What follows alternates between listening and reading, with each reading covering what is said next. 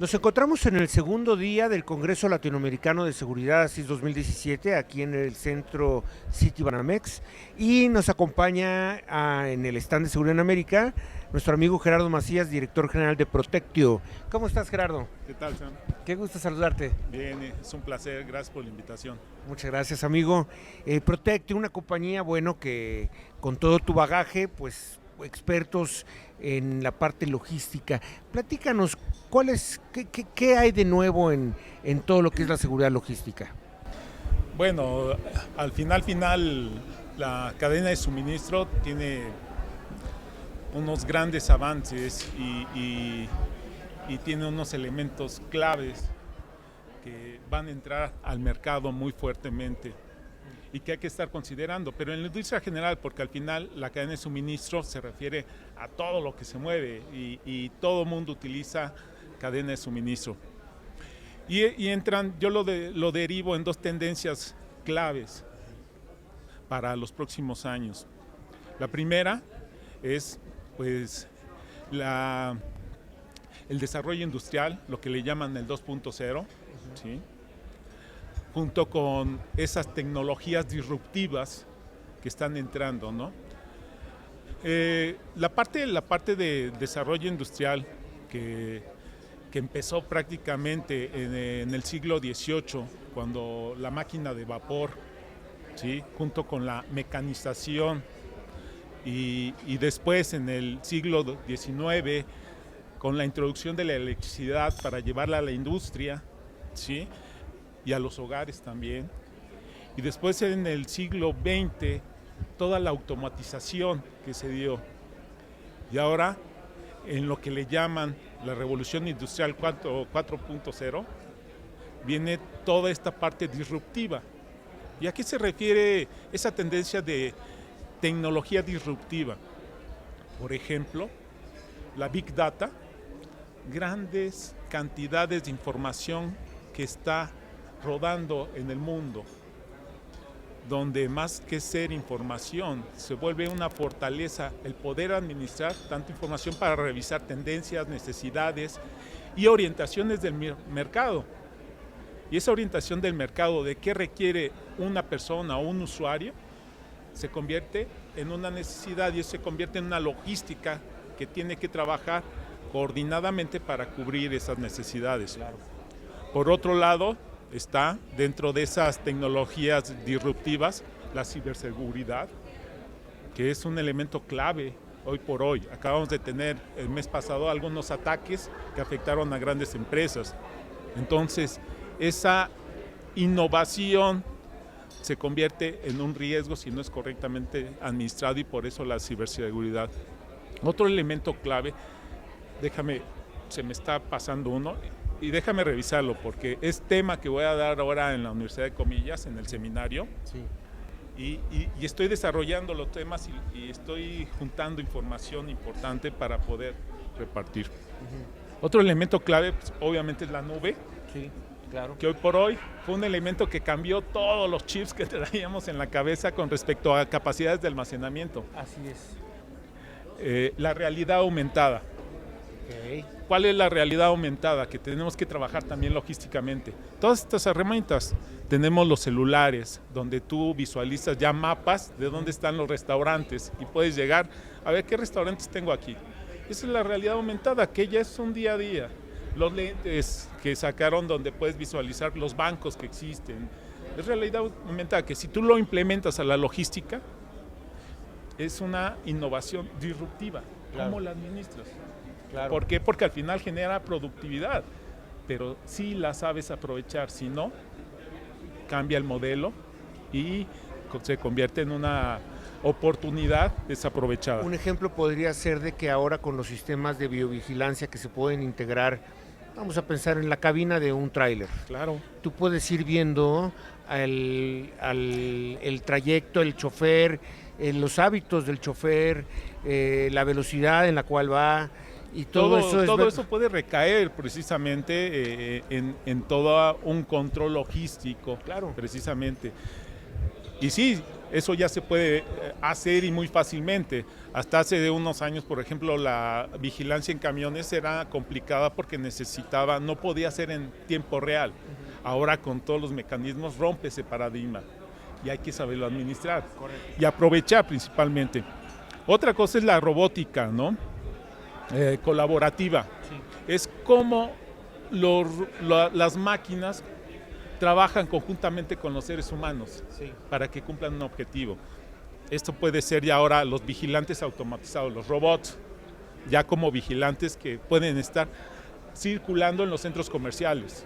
Hay que administrarlo y hay que cambiar el chip, ¿sí? ¿Por qué? Porque ya no necesita ser un vigilante de carne y hueso. Puede ser un robot que puede almacenar mayor información y puede tener una detección diferente a la que tiene un ser humano. Claro. Porque no tiene cansancio, pero sí tiene un registro de base de datos que puede administrar. Y eso es importantísimo. Otro, la impresión 3D, que hasta hace unos años decía, la impresión 3D. No, pues ahorita pues es una realidad, ya está creando órganos 3D que se fabrican de todo, ¿no? Y eso es una innovación disruptiva. ¿Por qué? Porque cambia todo el modelo tradicional. Otra parte es la integridad el Internet de las cosas. Sí. Y eso está padrísimo. Sí. Claro, porque eso le llamaban el Internet de las cosas, pero pensando en su primera etapa, el Internet en tu casa. Uh-huh. Ya ahorita todo el Wi-Fi, el Internet, ya lo puedes encender, apagar, coordinar, y si se te olvidó desde la oficina, oye, necesito apagar la estufa, ¿no? Sí. Pero eso lo puedes hacer también en la cadena de suministro.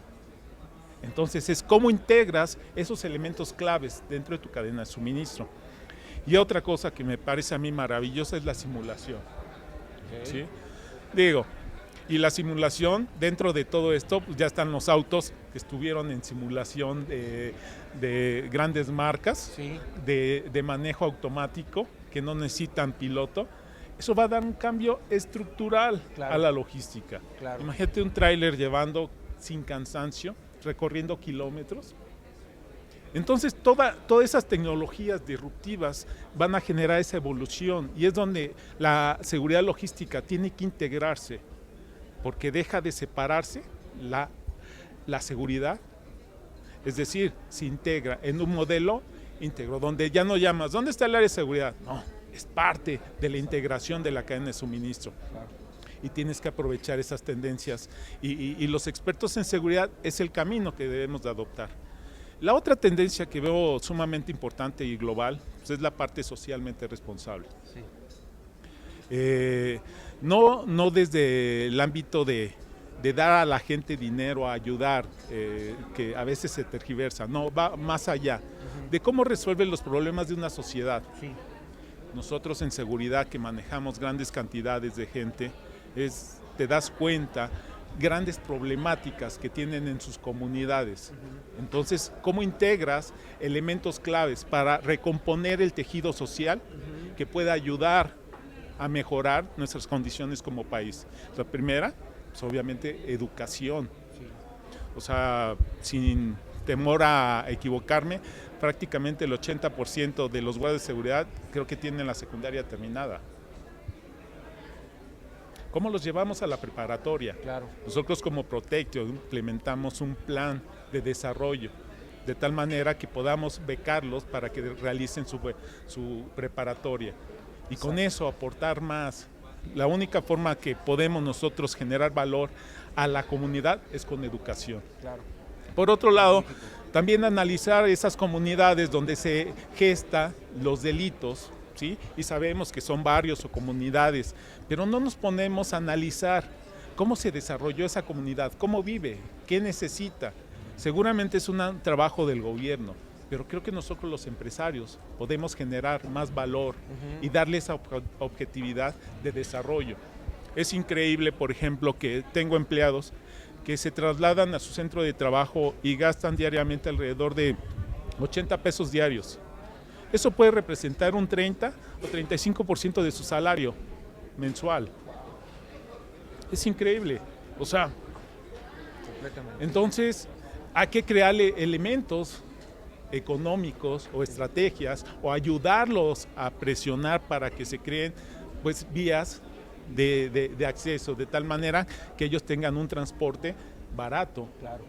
¿Por qué? Porque se convierte en un problema. Y esto impacta porque la gente no le alcanza el dinero para poder vivir.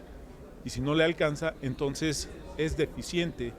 Y si eso le suman lo que tiene que gastar en alimentos, bueno, se convierte en trabajo para menos sobrevivir. Completamente.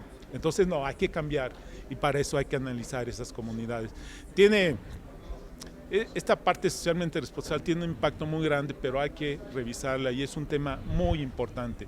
Pero si queremos evolucionar a México, tenemos que involucrarnos a trabajar en esa parte. Todas las empresas, muchas de las empresas que están en seguridad tienen ese fundamento de empresas responsables, pero hace falta que nosotros nos juntamos bajo ese concepto y empujemos para mejorar las condiciones como país. Y creo que podemos aportar bastante.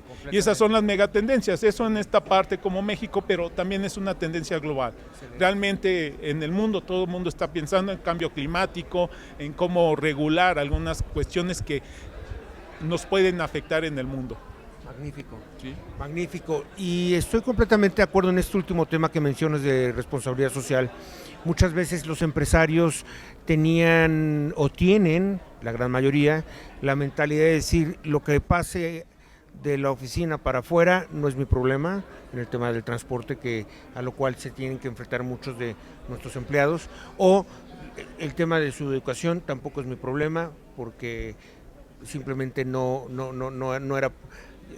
era mi empleado en ese momento. No, ahora sí es problema. Tiene que ser una preocupación del empresario de mejorar las condiciones de vida y además de preparación, ¿verdad? Porque además creo que crea un sentido de lealtad también para la organización, de pertenencia.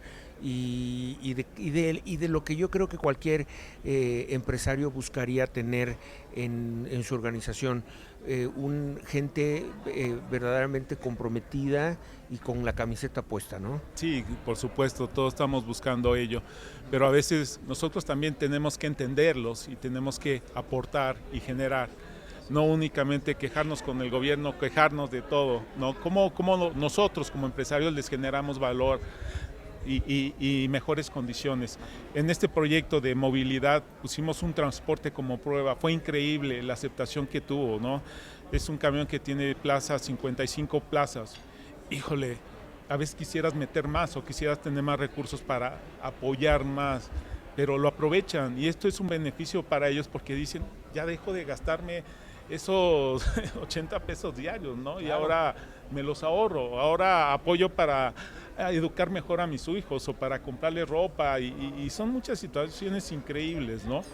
Que bueno, al final lo tienes que medir, pero también te das cuenta de las vialidades que existen, ¿no? Claro. Que también esa es una condición donde ahora me estoy dando cuenta, oye, aquí tenemos este problema, tenemos que buscar los conductos. Ahorita que estamos trabajando con Coparmex, me uní con este proyecto que trae padrísimo Armando Zúñiga, sí, a ver cómo podemos ayudar para que se abran vialidades, ¿sí? Y mejores conexiones de transporte para apoyar ciertas comunidades.